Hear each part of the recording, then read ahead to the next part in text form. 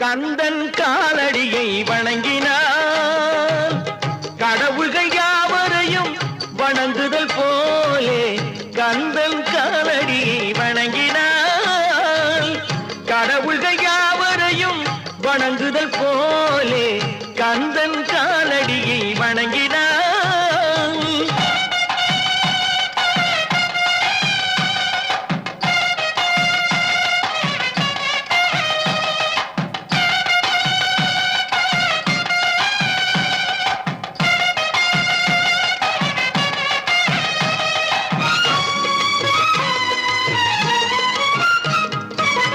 தந்தை பரமனுக்கு